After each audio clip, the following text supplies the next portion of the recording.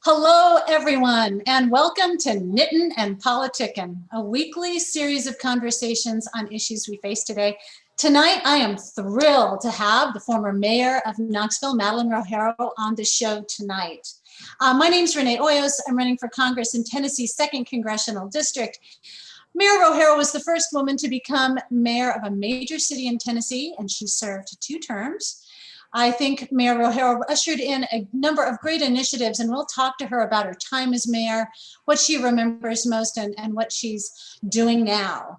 But first, what am I working on this week? Well, I am back to working on another sweater.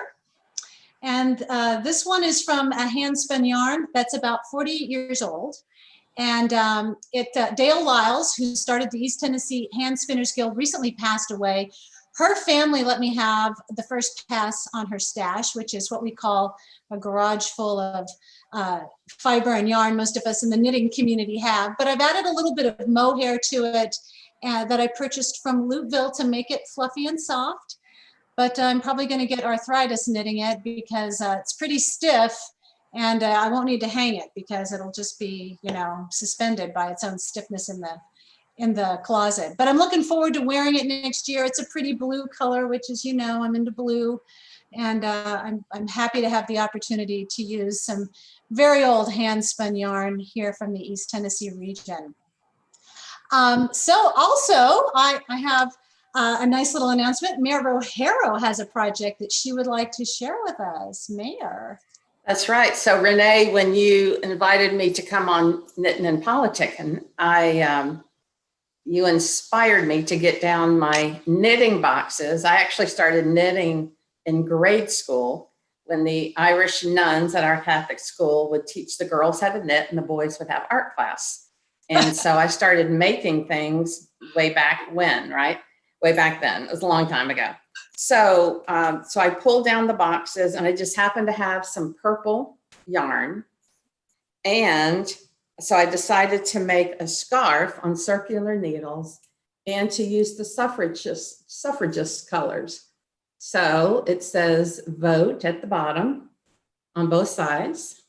Wow. And I probably have about 30 more inches up to 2 to 3 feet more. 24 to 30 inches more probably to knit. And then what I'd like to do though is donate this to your campaign. And if somebody would like to make you a donation or however you want to use it as a fundraiser, they will have the suffragist colors and vote on the bottom. It'll be very nice. And it's starting to cool down already, weather-wise. So maybe you'll get some wear out of it. Anyway, I've got to get knitting on it to get it finished. So I'll be knitting as we speak, maybe. Oh, cool. That's great. That was the whole idea, was to get us to knit. But, but to do that, 24 to 36. Are you doing the magic loop? Do you have to do magic loop to do the circular needle? Or it's a circle. See, it's a circle. Oh, it's long enough. Yeah. That's cool. How did you do the letters? Did you do it on your own? Did you have to make out a pattern, or were you able you make out a pattern. I used to do it on graph paper, but now I do it on Excel. I have all these old pieces of graph paper that I did former ones like years ago. When I worked with the farm workers, I knitted a red sweater with the eagle, the white background, and the black eagle from the Farm Workers Union. And so I still had that, but then I realized it's a lot easier to do it on Excel. So I actually mapped this out on, laid this out on Excel. And then, put your X's in the Excel cells and then print it out. And it's a lot easier than having to do it by hand and erase and this and that. So. Oh, yeah. Yeah. That is so cool. Wow. So talented. We didn't know our mayor was such a great knitter. Well, I haven't knitted in probably 8 years, but this got me back out to doing it. So there. Great. It was good. I love to hear that. Well, everyone out there, feel free to join us with your projects and listen while we chat today, and be sure to post a photo of what you're working on in the Facebook comments so we can ooh and ah. And if you've got questions for Mayor, please put them in the comment section and we will ask her. But now I'm so happy, Mayor Rogero, to have you on the show. Do you miss us? I do miss you. I miss the folks, first of all, that I worked with every day for actually 12 years, because I worked 4 years for the city as the Director of Community Development under Bill Haslam. And so many of the same folks continue to work there for my 8 years. So I miss the people. I'm a firm believer in term limits. So I think if you do it right, 2 terms is enough. And you're ready, you're exhausted if you really give it your all. But I enjoyed it. It was a sort of the highlight of my career. And I thoroughly enjoyed being mayor for those 8 years. And I do miss the people. I miss the people that I worked with and the community that we served every day. Yeah. Just for full disclosure, we actually live down the street from each other. And about 6 houses apart, I think. Yeah, just down the street. And I used to drive by your house frequently, and the lights were always off. And I thought, does she ever come home? I mean, did you ever sleep as many? Not much, not often. Yeah, I mean, I think you were everywhere, and I think it's important to be that kind of a leader. And I'm really grateful. We would see you out everywhere, and it's just nice. Well, particularly at the local level, as a mayor or a council person, it really is the retail politics. You're right there all the time. There's so many events, and in a city our size, people expect you to be there, and you want to be there. That's how you get a sense of what's going on in the community and what the needs are. So yeah, so it was a great 8 years. It was a very busy 8 years. Yes, it was. So let's start with the now. What are you doing now? Now, well, besides knitting, I am, taking some time. I have tons of household and personal projects that have been neglected, you might say, for many years. Right after I went out of office, I went to Ecuador for about 23 days with a bunch of friends. It was kind of a whirlwind tour. I spent a week in Galapagos and went horseback riding in the mountains and did a lot of different things, but came back and spent February in Ohio, Dayton, Ohio, because my mother, as you lost your mother recently, my mother passed away in February. Oh, I'm so sorry. I didn't know. Yeah, she was 91 and a half. And it was just one of those, I was very fortunate, my sister and I, fortunate to be with her when she was in hospice care. And so spent the last 12 days of her life with her. And she was just love and grace all the way through to the end. It was just it was a beautiful experience, even though it was a death. She was quite a woman. So I came home, then I spent the rest of the month cleaning out her apartment with my sister, and came home in March. And about 2 weeks later, COVID hit, and I've been wearing my mask and socially distancing ever since. In March, though, we did, as you and I have talked about, there were several swarms that we were called about, beekeeping, bee swarms.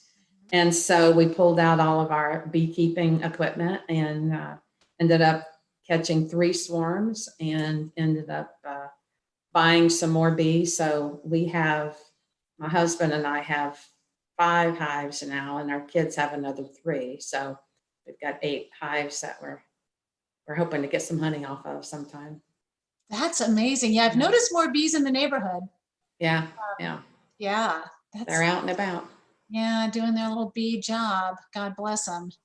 It's a tough time for bees right now, I'm afraid. It is. I think we've lost maybe one of our hives, but the others seem to be doing okay. So yeah. Now, do you think the loss is from colony collapse, or do you just think, is that kind of the way it goes, that some colonies are not all that stable? Or yeah, we're still trying to figure out what happened to this one. We've got some ideas, but they haven't been confirmed yet. So, but yeah, it's. But then again, I know a lot of other beekeepers that one of our firefighters in Knoxville, he and his family are beekeepers, and he said his hives didn't, of course they have a lot of hives, but they are doing really well. So that's good. We are glad to hear that. Yeah, I wonder if now folks are out there. I've been saying we need to have a coffee table book called The Yards of COVID-19, because everybody was in their yards, working and planting, and it was just around here. I saw nothing but landscaping trucks go back and forth. Yeah. They were considered essential. Yeah. Yeah, it was pretty amazing. So, well, I hope it's been a good season for the bees, even if we've had to be inside. Yeah.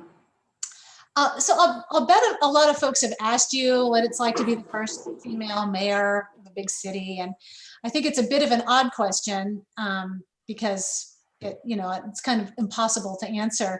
But you did work in city and county administrations. And do you think people reacted differently to you as opposed maybe to the male mayors that you worked for in certain situations?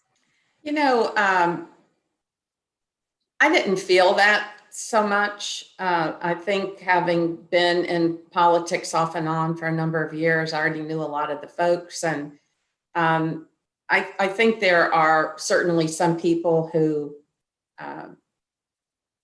still don't want women in those kind of roles, but more and more are much more accepting. And I had good relationships with our male council members, with my male the other mayors across the country, or even in the area, our county mayor, we worked well together. I think just as there may be some people who might treat you differently, there are also people who are super positive about it. And so I got a lot of support in this role. One of the most rewarding things is when dads would bring their little girls up and they were bragging to their daughters, or they wanted their daughters to meet the first woman mayor. So that was really sweet to see, the fathers encouraging their little girls to know that they can do whatever they want to do. So overall, it was a really positive experience. I didn't feel, I know there's discrimination out there against women in many fields, but at this local level and with the partnerships that we had, I really didn't feel it that way. Well, I'm glad to hear it. I'm glad to hear that, people do accept you as you are and are positive about it. I think that's. And look, it wasn't a fluke. The second woman was elected mayor as well. Right. So Knoxville was very open to it. So it was good. It's an open place. Oh, we got our first question. Dawn asked, how did Renee and Madeline meet? Do you remember? How did we meet? I can remember. Because we knew each other before you moved down the street. Yes. We already knew each other. Do you remember when we went to lunch at that little place and had pupusa over on Chapman Highway? It was right, I think, as you were thinking about running for mayor again. I can't remember. I knew you though from your work from Tennessee Clean Water Network, so I probably had heard of you for those, for your activism, for your good environmental work before we ever met. But I can't remember back that far. I'm hoping retirement will bring my memory back as well. Oh, gosh, less stress. I can't even talk about my memories. Sometimes it just feels so fleeting. But I do remember that we talked about it because it's a fried cheese thing that they make in Guatemala. And there was a place here that had it for a very brief amount of time. I was taking everybody that would want to have lunch with me there. It wasn't enough to keep the place open, but the food was fabulous. And we talked about your campaign then, because I remember you were getting ready for a run for mayor, and how exciting that was. My board put the kibosh on me about politics, and they were like, no, you don't get to play while you're director. And unfortunately that happens a lot. But so when people tell me like I can't play, I'm like, I totally get it. Because it is, especially in activism, you want to make sure you don't close any doors on yourself. Right. Yeah. Let's talk about, as we're going down memory lane, what are the things you're most proud about as your time as mayor? Mm-hmm. Well, I think one of the things we really stressed was civic participation and getting a lot of folks engaged. So if you look back at the number of public meetings that we held, and we were thinking about a project, when we were in the middle of a project, after a project, that was something that we valued, having civic and public input to try and make a project better. So that was something that was a big focus of ours. That was actually the topic of my thesis my master's thesis was in civic engagement and leadership in Knoxville. So it was important to me that we do that. But we also had a big stress on, we increased significantly the dollars that went to affordable housing in Knoxville. And we know, just in our neighborhood there, in our area, there are several major affordable housing complexes that are in the process of being built right now. And I have to give kudos to South Knoxville and our neighborhoods, because even as we're getting a lot of the market rate condos and apartments along the waterfront, we're also, welcoming the affordable housing units that are going in as well. We did a lot of focus on sustainability. We had, had to establish the Office of Sustainability with local funds after the federal funds ran out. Erin Gill was the director there and for several years. She's now with Mayor Kincannon and moved up in her position. But we actually exceeded the goals set under Mayor Haslam. When he was in office, we exceeded those a year early. And so we set and this was goals to reduce our greenhouse gas emissions. And so once we achieved those, then working with the community again, we established and council approved some more ambitious goals, which now Mayor Kincannon has accepted and is off and running to try and make that happen. We focused a lot on redevelopment of historic neighborhoods, of our neighborhoods and of downtown. So pre-COVID, you saw a lot of the vitality downtown that just kept increasing, more and more people and local businesses opening up.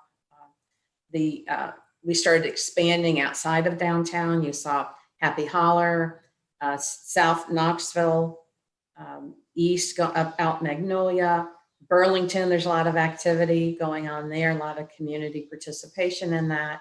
And then the Cumberland Avenue redevelopment, the Bearden Village plan. So we really try not only to focus on downtown, but to extend that economic advancement, throughout the roads that went out, the wheels, what do you call them? I can't think of the word right now. The spokes outside of downtown, right? Yeah. So anyway, that urban wilderness is another big thing that we focused on. Of course, got the James White Parkway stopped, and recognizing that the urban wilderness was already starting to grow and develop. And not only was it a huge environmental and recreational amenity for our city and our region, it is also economically was paying off in terms of the kinds of new activities that were happening. So they just cut the ribbon on the first phase of the gateway to the urban wilderness at the end of James White Parkway. And so I'm glad to see Mayor Kincannon is continuing that whole development and building out of the urban wilderness. It's a huge asset for all of us. Oh, it is. And I think we can't underestimate the value of keeping land open and keeping it treed, because we start tearing down all these trees. And I think we're a little bit more climate immune here than other places, because we have such a lot of open space here. Right. And we need to preserve it as much as we can, but it's hard because we have development pressures, and people want to, stretch their wings and have a big house with a big yard. And, I think that was something that came up in Recode, was how are we going to revision the next, 20, 30 years? And how's climate going to play into that? How are we going to deal with housing? I mean, I think you are touching those first things that we're going to be tackling in the next 10 and 15 years. Yeah, so Recode was another major thing. We started my 8 years taking on pension reform. Oh yeah, so, I remember that. That was kind of the first major project, which was to reform the pension plan such that the employees, police, fire, government, general government, they continue to have a pension, but it was something that wasn't as much of would not be a future drain on taxpayers as the current one was. So that was a pretty big thing, and kudos to the employees who came along with us, recognizing that some important changes had to be made, and while still protecting it. And then we ended with Recode, which is another massive, there's a reason why mayors only take this on every 50 years. It's a very difficult subject.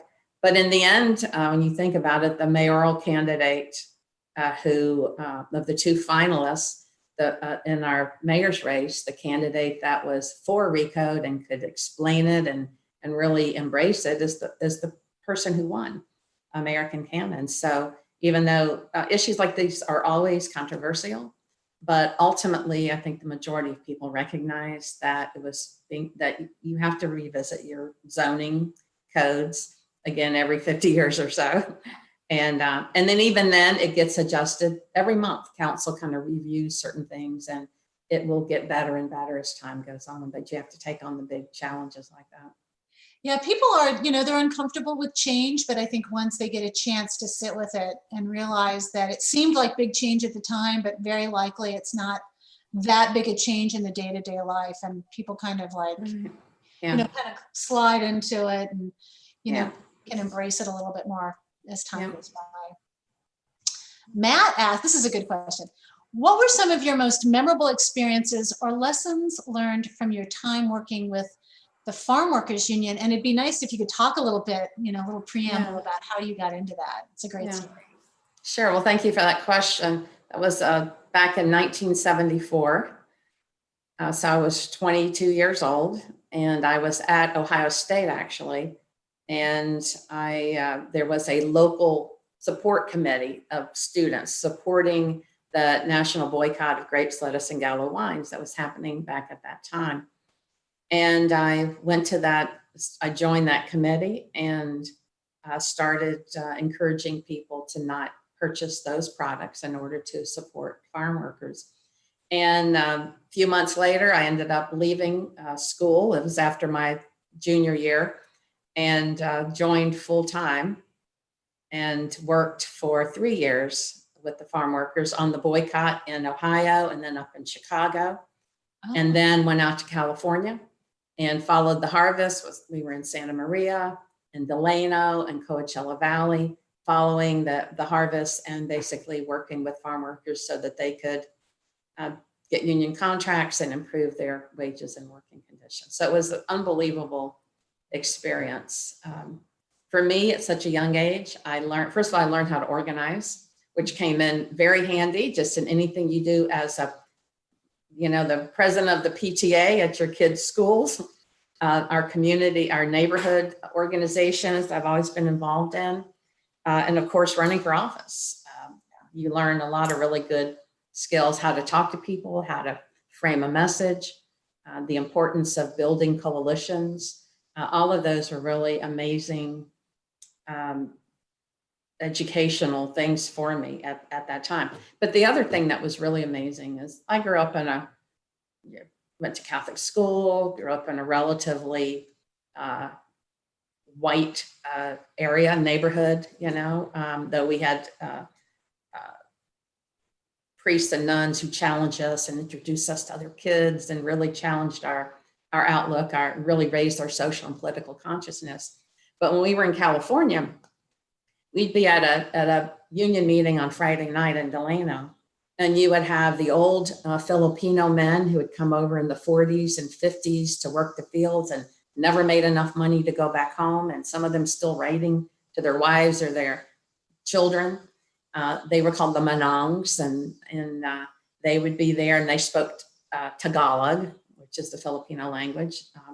There were these Spanish-speaking farm workers, the English-speaking farm workers, and there were young men from Yemen who the growers brought over to California thinking that Caesar will never be able to organize them because they speak Arabic. And yet we had Arabic-speaking organizers. So a lot of these young men from Yemen were there as well. So the meetings were really long because they would be in English, Spanish, Tagalog, and Arabic. Oh my God. And they would translate everything. But so just the cultural experience and meeting people from such diverse backgrounds really opened my eyes from a relatively isolated, upbringing. So it was pretty fabulous experience all around. Yeah, that sounds like a great experience. What did your parents think when you left college as a junior?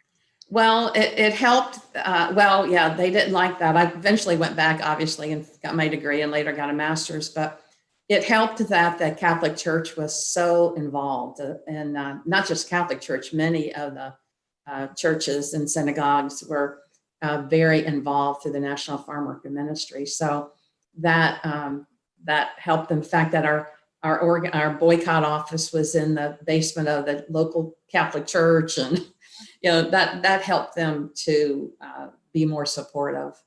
It was not something that had originally anticipated. Yeah. But they were great. They actually were very supportive. Well, I guess when you have the nuns in your corner, how can anybody argue, right? Exactly. That's right. A while back in June, I think I interviewed my dad, who worked with the United Farm Workers Union, but he worked organizing students. And I remember growing up with the boycott. Yeah. Couldn't have grapes, lettuce, and we weren't drinkers, so Gallo didn't mean anything to us. Yeah. His reputation for being cheap. Yeah. He was a cheap drunk. It was really pretty basic wine, but Now, where was he? Huh?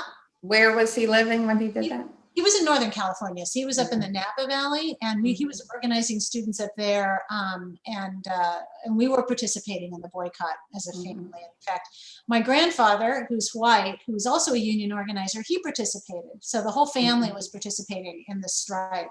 So my grandfather was like, you never go against labor. You don't cross the picket line. Don't ever cross a picket line. Like, it's a fate worse than death. But it was interesting to look back at the pictures from those strikes, and then from the Chicano moratorium that was kind of a subsidiary of that. And it was like looking at what's happening today. A lot of the same messages about, being fair wages, and we're not slaves, and you have to treat your workers with dignity.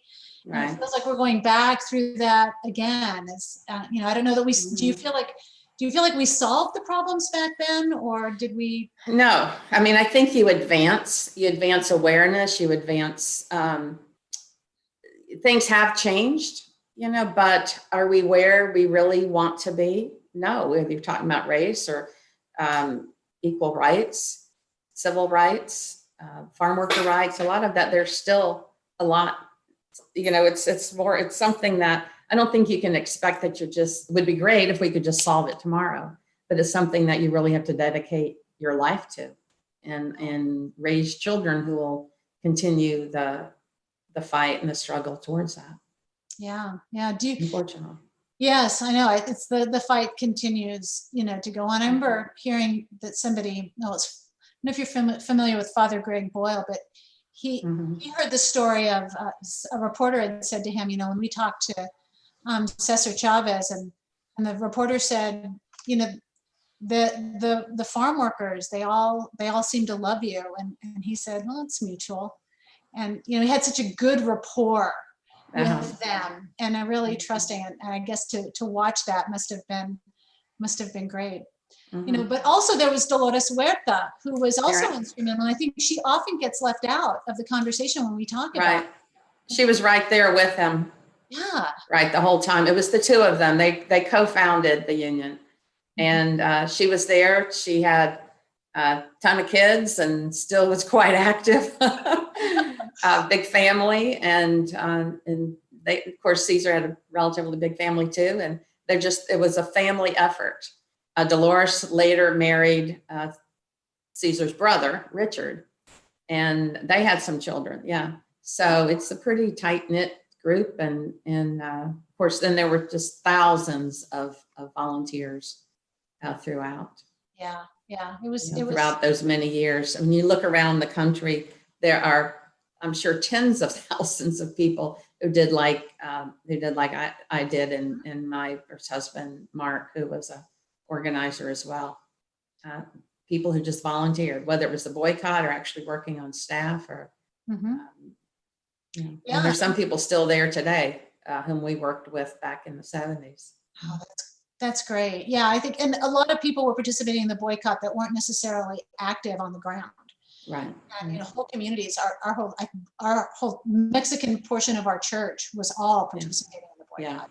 Yeah. Those things really do matter. You think this one little Mhm. thing I do doesn't matter? Oh no, it Yeah. can really make a difference when it's added, when it's cumulatively added to all the efforts of other folks. Jack asks, a lot of Rogero voters are traditional Republicans who understood that good governance transcends partisanship. And how can we convince more of those people to vote for, to sort of cross over and vote for the person? How do you think that happens? I think there are a lot of people who, particularly on the local level, you can get to know somebody. You might have, regardless of whether you see yourself as a Democrat or Republican, your kids went to school, they may have played, ball together. You might be in church together. You serve in your neighborhood organization. So you get to know people. And so it's easier to do that crossover. Of course, our city elections are not partisan, even though typically people know if you're Democrat or Republican when you're running. But I think that the more somebody knows and pays attention and gets to know the individual, the greater chance there is that they might cross over if it's a good candidate and somebody that shares their values, even though they may have different parties. I've noticed that, you think people vote on the issues, but often people do vote on, do they like and trust you? And I think that's a good message for folks. Not many people have time to dig into all the issues like those of us who are more political junkies do, pay that close attention. And so in general, it's like overall, I can't know everything. I can't pay attention to everything. I have many other responsibilities in my life. But is Renee somebody that I can just really trust that she's going to do the right thing? She's going to listen to all sides and she's going to make the very best decision. And the more people see you, whether it's in a format like this, obviously person to person is best. But in COVID times, we have to rely more on these types of ways of interacting. But yeah, I think a lot of people, as they get to know you, they're more likely to cross over. Yeah, I think a lot of us spend a lot of time on political Twitter and political Facebook, and you just feel like the sky is falling. And then you make a phone call and find out that folks are just like trying to keep their daily life together, and they kind of know that there's a presidential coming up, and they're going to go to the polls, and they don't know who the down ballot candidates really are, and they're not. Every interaction that my team has had with people that are considered persuadable has been really positive. Because people are like that's the majority of people. I think we listen to the extremes and we think it's the world, and it's not. It's not. That's why it's important to get out and talk to people. You realize that. Yeah. I know, and I have to tell you, I love door knocking more than anything, and this is killing me. Not being able to knock on doors. Yeah. Well, Mayor Rogero, do we call you Mayor? Do we still call you Mayor? Do we call you Madeline? How do we call you? You can call me Madeline. Apparently, once a mayor, always a mayor. But most people know me as Madeline, and I'm happy for that. I always want to be as respectful as possible, but no, call me Madeline. Madeline, okay, thank you. Thank you so much for being on the show today, and thank you for taking the time from, I'm sure, what is a busy, busy retirement. I remember you telling me you had a desk. Well, yeah, I got to get back to knitting here. Yes, and we're going to put some more up about this beautiful scarf, and we'll do an auction, and I'm so grateful for you to donate that to us. And the fact that Tennessee was the final state to ratify the 19th Amendment is really, really important to me. I cannot imagine trying to get the vote in the 50s.